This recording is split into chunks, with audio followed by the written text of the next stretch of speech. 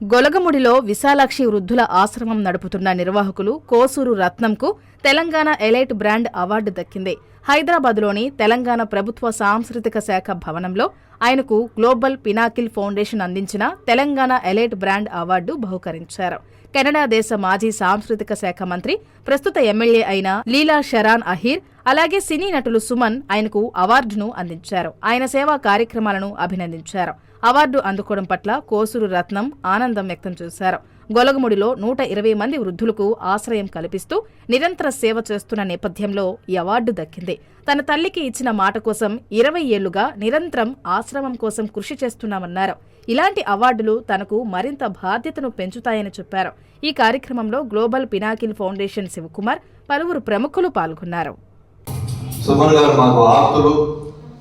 నెల్లూరుకు వచ్చినప్పుడు మా ఆశ్రమానికి వచ్చారు, మాకు సహాయ సహకారాలు అందించారు. ఈ ఒక్క విషయం మీ అందరితో షేర్ చేసుకోవాలని తెలుస్తుంటే మాట్లాడడం జరుగుతుంది. Thank you very much.